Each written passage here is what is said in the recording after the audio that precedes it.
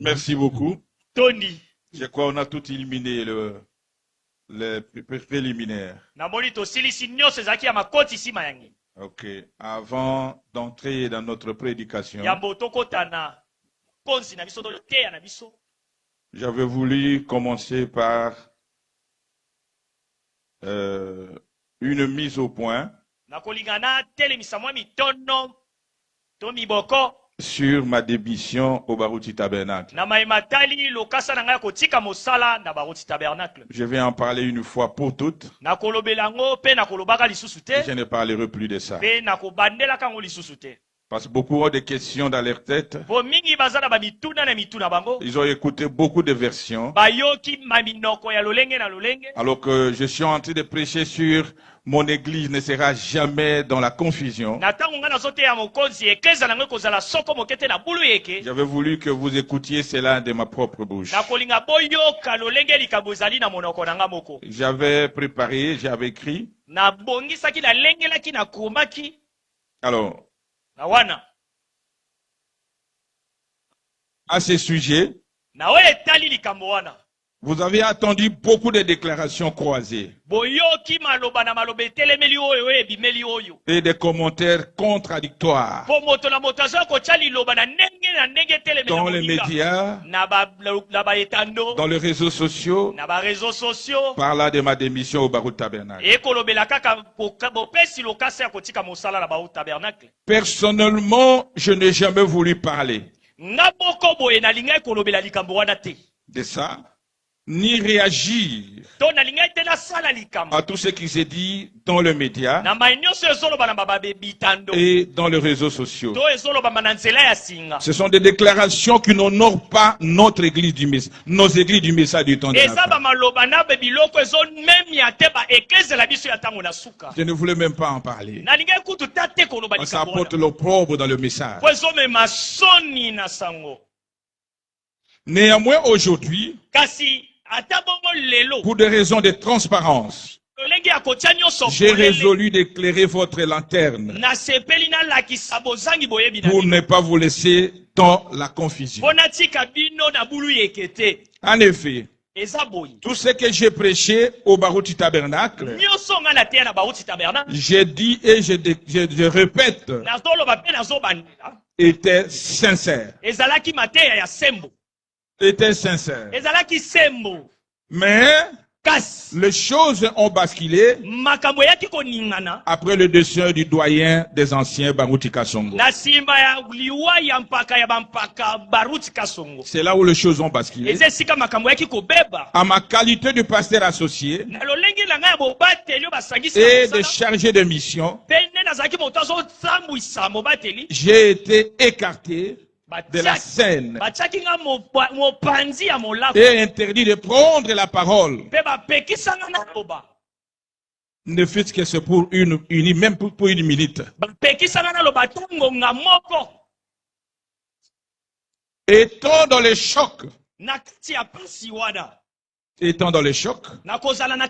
je ne m'étais pas vraiment préoccupé de cela.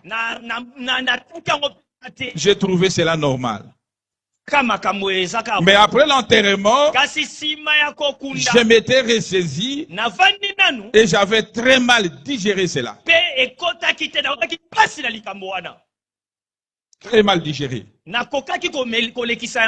J'ai constaté avec regret et émotion que je n'étais plus associé dans la prise de décision dans certaines décisions de l'église, ni consulté pour proposer un avis.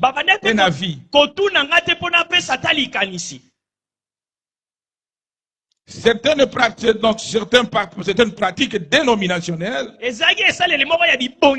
s'introduisaient et se pratiquaient sans inquiétude. J'ai constaté que certaines réunions nocturnes se tenaient sans que je sois associé. J'ai constaté que certaines stratégies sont montées pour m'humilier. Il y a la guerre d'intérêt, des positionnements, certaines choses qui se déclaraient à la chair n'étaient pas vraies.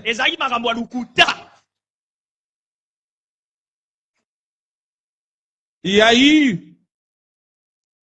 a eu manque manifeste de confiance. Et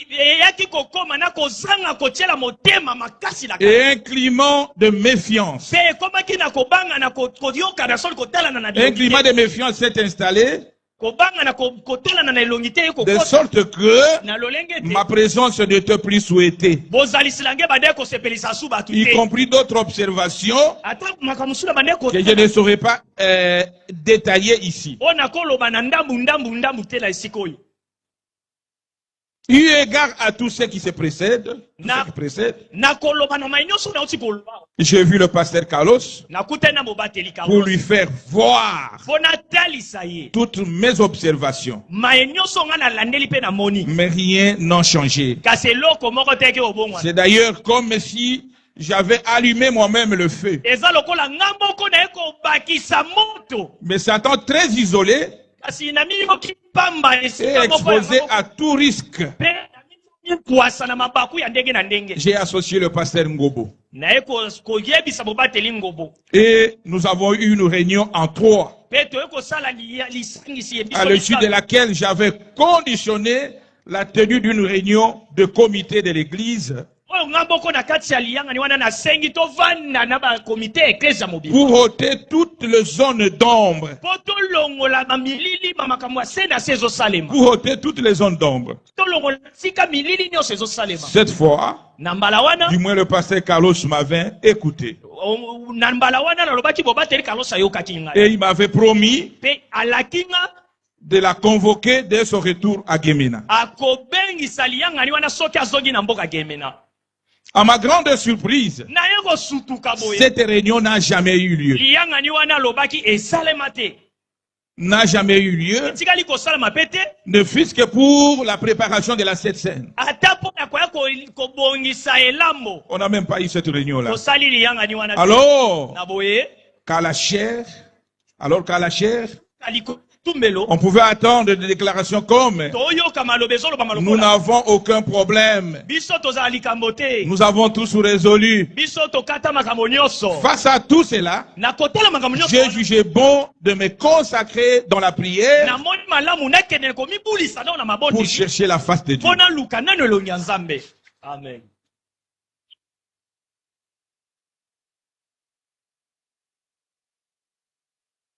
J'ai consulté notre arbitre, le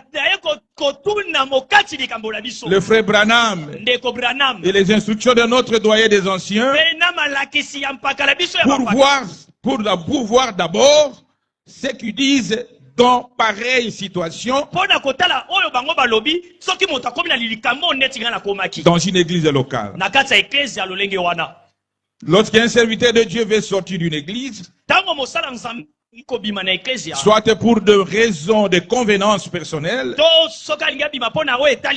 soit pour des raisons de doctrine et des enseignements, soit pour des raisons de gestion spirituelle de l'église, ou toute autre raison valable ou non, il est tenu d'écrire au pasteur titulaire une lettre de sa démission. Amen. Cette lettre doit être motivée et d'attendre la réaction de son pasteur titulaire.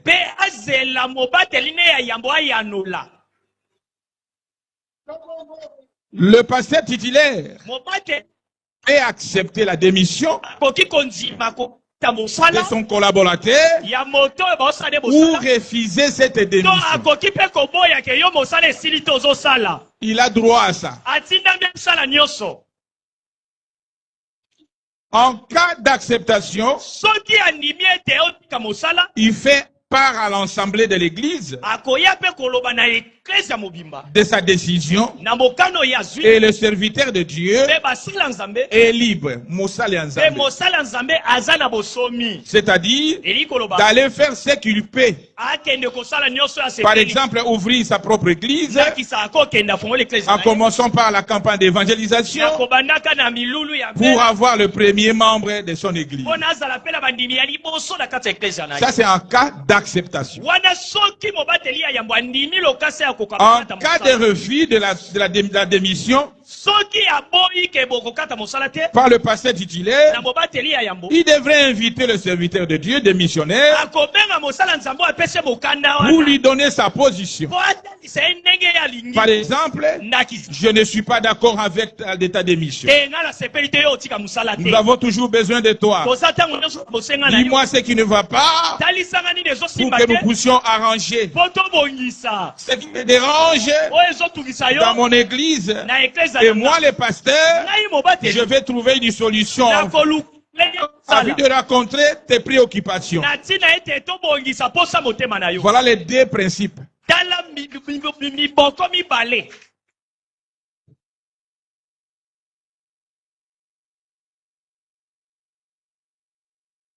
Moi, n'étant plus d'accord avec ce qui se faisait, j'ai respecté toutes ces procédures. En écrivant au pasteur titulaire une lettre motivée, de démission motivée, que vous connaissez et que vous avez pu lire, peut-être sur les réseaux sociaux. Si vous avez besoin de ça, on va vous le donner. J'avais déposé officiellement ma lettre de démission au secrétariat et reçu un accusé de réception le vendredi 3 janvier 2025. Jour du culte que j'avais personnellement présidé. J'étais à la chaire le jour. J'ai déposé la lettre. Immédiatement, ma lettre de démission fut remise à mon pasteur titulaire dans son bureau pendant que moi aussi j'étais là. J'attendais la réaction. J'ai senti des cris là-bas. Oh, oh. Zambalongi. Dieu a vaincu. J'étais assis là. J'attendais sa réaction à chaud. Jusqu'à la fin du travail.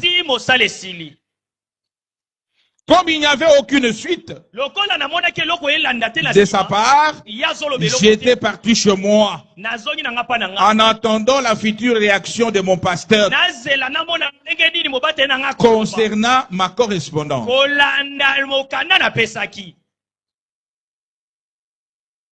Sans succès. Sans succès.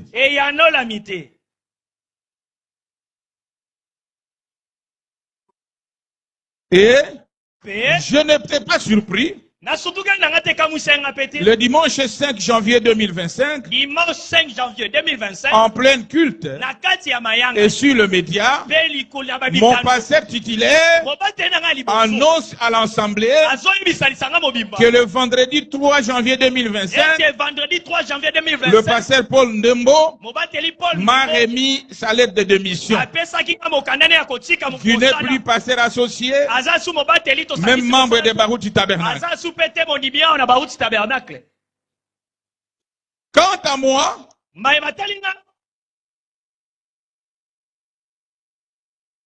dit-il, je prends acte de sa démission.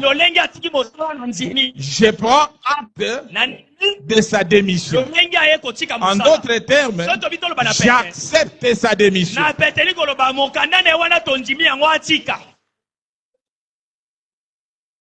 Il n'a pas de problème avec moi et qui restera toujours mon frère.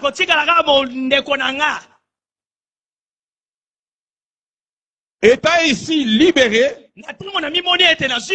officiellement et possédant un ministère, j'ai commencé durant 21 jours dans le média, par les affiches, la publicité de ma campagne d'évangélisation. Amen. Comme l'exige le frère Branham. Parce qu'il a dit, l'église commence par la parole. La prédication de la parole. 21 jours, nous étions en train de passer. J'étais à Kinshasa ici. Je n'ai pas été consulté ni par les membres du comité, ni par le pasteur titulaire. Je suis devenu libre.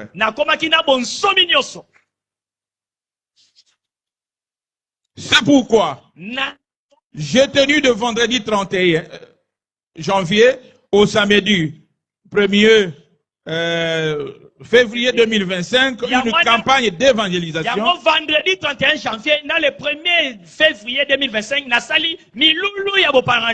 pendant 2 jours, au cours desquels j'ai baptisé total plus ou moins 87 personnes qui ont donné leur vie au Seigneur Jésus-Christ. Et ce sont mes premiers brebis. À l'issue de cette campagne d'évangélisation, j'ai ouvert le dimanche 2025 notre église où chacun de vous est venu librement selon sa révélation et sa conviction. Amen. L'été 2025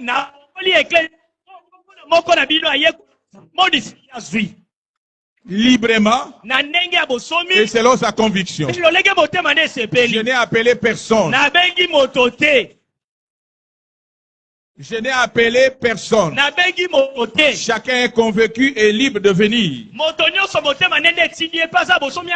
Comme Branham me dit, dans question-réponse, du jeudi 12 janvier 61, paragraphe 479, il dit, si vous êtes prédicateur, trouvez-vous une chair.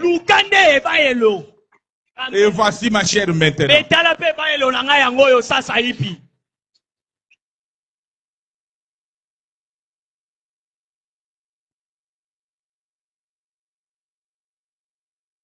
Le fait réel, non falsifiable de ma démission, fait qu'ils resteront dans les annales de l'histoire de cette église pour toujours, afin que vous ne soyez plus jamais dans la confusion. Ne croyez pas à tout le reste. Ce n'est qu'imagination et montage de toutes pièces pour se couvrir. Que rien n'ébranle votre conviction. Car vous avez raison de me choisir librement et sans aucune contrainte comme votre pasteur aujourd'hui. Je suis très fier de vous et nous serons au ciel avec vous. Amen.